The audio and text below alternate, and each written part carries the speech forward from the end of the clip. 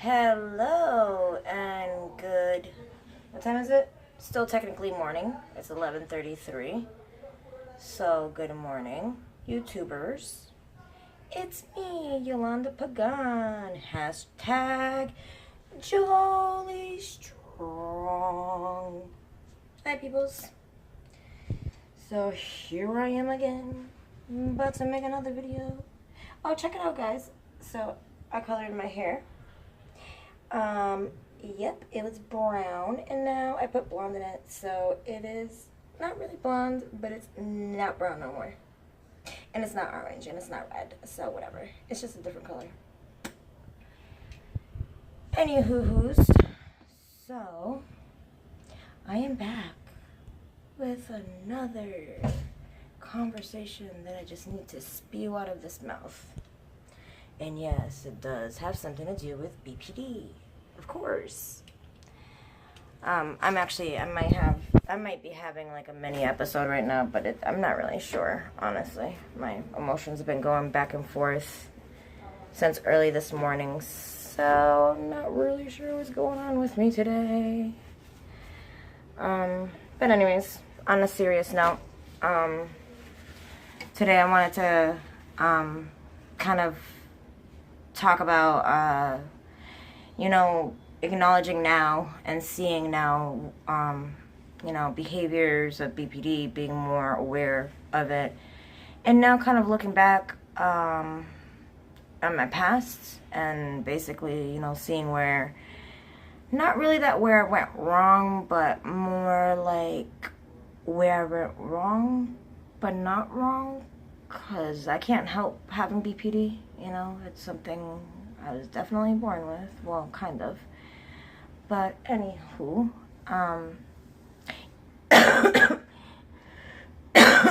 ooh, excuse me, guys. So, okay, so my topic today that I wanted to talk about, was my son, and having BPD. I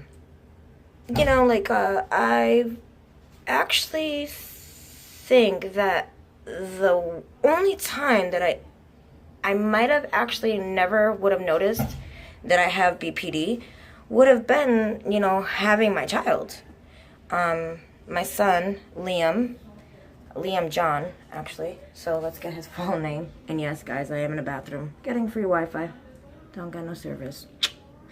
But anyways, so on a serious note, but yeah, having my son was probably the most curing thing that's ever happened to me in my whole life. That little boy woke me up, wide-eyed and fully aware when I had him. The little guy freaking made my eyes sharp, my ears sharp, just everything sharp. I mean, he's 5 years old, and I can still hear, amazingly, with mommy ears still, but he's 5. But he's no longer, with me in my custody. He's adopted. I have an open adoption, actually, with my son's father's parents. Unfortunately, none of my family could help because, well, my family is crazy, and they have a history of craziness and stuff. Thank you, parents. Love ya. But anyways, no, seriously, I know for a fact that a lot of my BPD didn't actually show or expose itself too much when it came to my son. I think it was like one of the most normal moments I've ever had in my life. I could admit that I probably projected a lot of my BPD to my son's father, Daniel. I could see that. But when it comes to my son, absolutely not. He had my full attention. Well fed, well entertained, showed him tons of love, sang to him. That's why he's a little singer now. Kid just, oh, mind you, my son is autistic. He's low spectrum autism, or autistic, or however you say it. I'm not really 100% sure how you actually properly say it. But I mean, honestly, you would never know that he has autism because he's just such a great kid, so smiley and quite intelligent. He's very observant. You know, I mean, besides the fact that he likes to do certain things kind of obsessively, and he does kind of like get out of control when certain things in his structured day kind of goes off. You know, it's just those minor things that he still, you know, ends up showing signs, obviously, that he has, you know, autism. But the child, my boy, my baby, is an amazing kid. Always has been, always will be, I'm sure. So, little man, you know, changed my life. Like, he saved my life. My son saved my life. I had my son when I was 26. I'm 32 now. He's going to be actually turning 6 this September. So I'm really excited about that. The kid is ginormous. He's like football status size right now, and he's only 5. But he's already like up above my boobs. I'm like 4'11 3/4, and my 5-year-old is almost gonna get taller. But before he's even 8 years old, he's gonna be as tall as me. I already know it. So yeah. So when it comes to my BPD, I really feel that very strongly that actually, you know, having my child is one of the things that kind of held back my borderline personality disorder.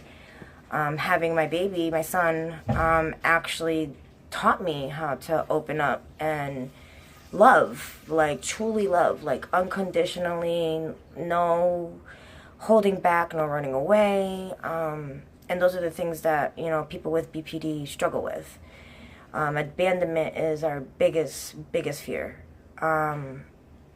But I never felt or ever thought that that was, you know, going to happen to me.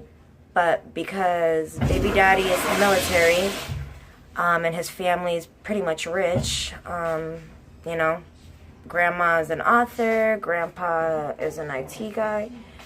You know, they got lawyers, they got good lawyers, and I had a fucking public defend, you know, for $150. So, lame. Didn't have a chance fighting these people. But, you know, it was one of the hardest decisions I ever had to make. But it's better to have made the decision to have an open adoption and 3 visits a year than no visits a year and my rights taken away. I'm a mom. I'm never gonna give up my child. That's just not in the books for me. I mean, that little boy saved my life, and I owe him everything. My breath. Till my last breath, I will not stop ever loving that child. He's my only one. Out of 6 pregnancies that I have had and lost, he's the only one that made it. So he actually makes 7. You know, like I said, I'm 32. So, you know, started getting pregnant, I believe at the age of 21. That's around the time I had my first stillborn, my baby girl, Ava Leah Hope. And yeah, just after that, like, I actually was pretty scared that I wasn't gonna have any kids.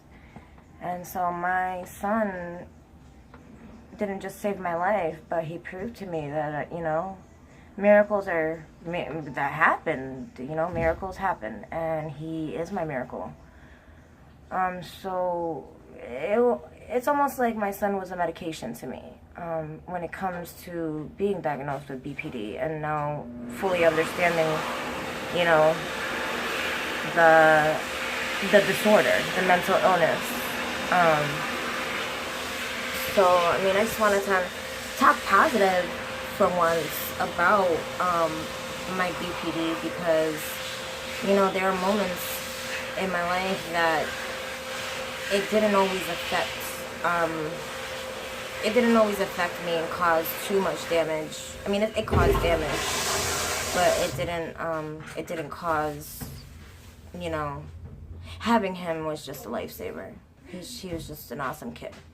You know, me and my son actually got acknowledged by the mayor of Holyoke, because since I was pregnant to where I was carrying him in my Moby, you know, in front of me, to where he was walking and carrying the Christmas basket with cards. You know, every year we would, you know, give the Kate's Kitchen, the homeless people, Christmas cards with $5 inside each one. So I would have about 20 Christmas cards in Spanish and 20 Christmas cards in English with $5 in every single card. So, yeah, you know, me and my son got acknowledged for that. So it was The angel and her son. That's what I always put on my Christmas cards when I would, go do that. Kate's Kitchen has always been the kitchen that I used to eat at with my mother and my brothers and sisters because we were poor. So we would always go there. So, I wanted to give something back to Kate's Kitchen because without them, we wouldn't have been fed. We'd just starve to death. So, as an adult now, I have more control over, what happens in my life. So, food and all that stuff now is a priority. So, and now I can take care of myself. Obviously, I'm grown. But yeah, I mean, I take that, very proudly. I'm very proud of that. I'm proud of my son because that little boy just brought so many smiles and joy to people. I mean, you could have the most shittiest day in the whole world or the whole whatever the hell's going on in your life, and the minute that little boy just smiles at you, you can't help but smile back. Like, the kid's smile is like super contagious. So, I mean, it's just amazing. And, I'm not going to sound conceited, but it might sound conceited, but I would just say I'm very confident with myself. But I'm pretty amazing too. You know what I'm saying? So I'm glad that he got those genes from me. Obviously, he got some genes from his daddy. Daniel, yes, you are amazing too. A bit of a pain in the ass, but yes, you're, are the, father of my child. So I no longer have that, like, resentment and anger and all that bullshit that I don't need in my mind or my heart no more. So, of course, thank you. Thank you for being with me and creating him with me. If it wasn't for you, I wouldn't have had Liam. And if it wasn't for you, I wouldn't have had Liam saving his mommy. Little baby saving a mama. This makes me so proud. I miss him like crazy. 3 times a year just does not seem like enough. But I will take what I have right now. And, it's as much as I can be or try to be ungrateful, I'm going to have to just be appreciative of what I got. The systems are unbalanced. The system's fucked up. Just put it that way. The system is fucked up. I was a great mother. I've never put hands on my child. I never neglected my child. I never starved my child. There was no need for my child to be taken away from me. My mental illness is what was continued being used against me, even though it was from the past of my early teenage years. Which, mind you, I mean, you're blaming me to have mental illness, but DSS, hello guys, BCF now, you guys are the ones that created me. You created this mentally ill person because, of course, I had my own issues, but it was not as severe as, it truly was, because, like, if you didn't hospitalize me because you just let me slip through the cracks, and I went from foster home to foster home, you guys got sick and tired of it, you locked me up in an institution and kept me there until I was 19. That's fucked up. That's really fucked up, guys. Like, for real. I still sometimes sit here and I wonder, I can't even fathom the fact that you did this to me. And yet I have to be punished because you guys think that I would, like, relive or redo or whatever the cycle of my mother. I mean, you guys are insane.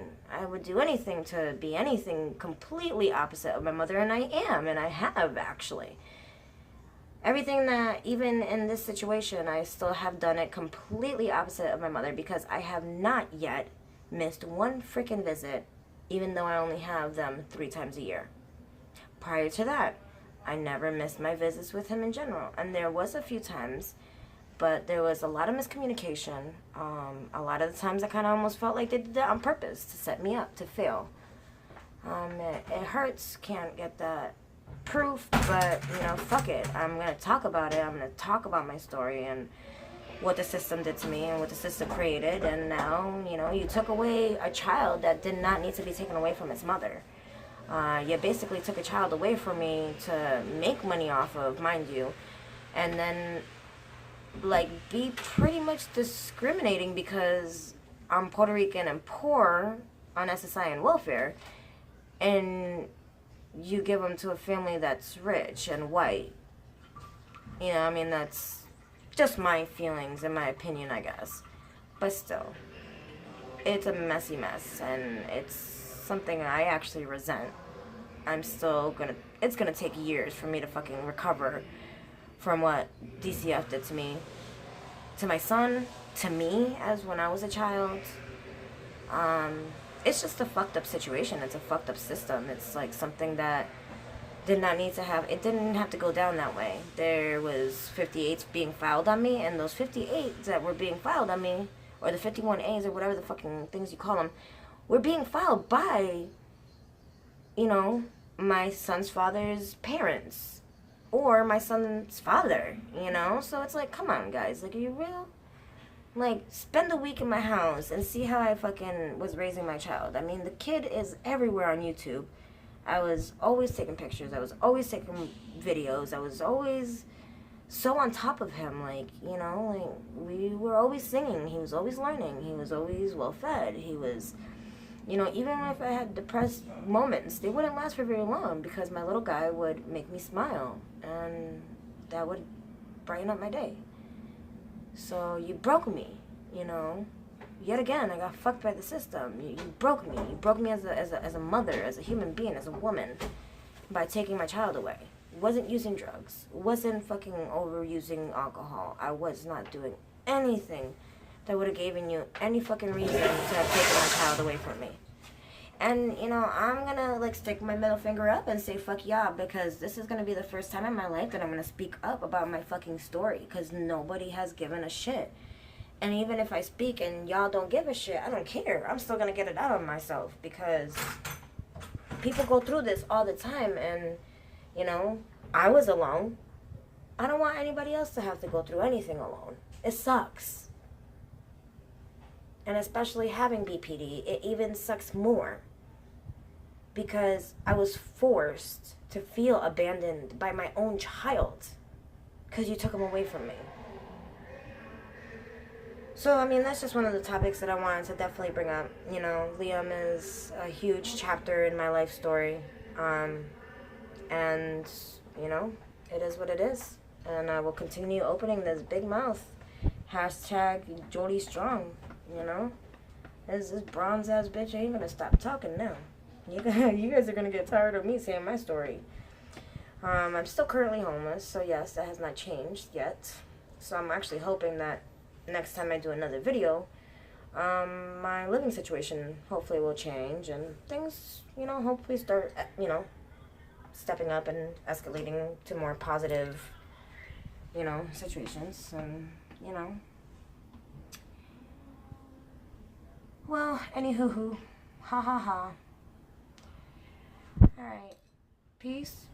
Hashtag Jolly Strong. Okay? Peace.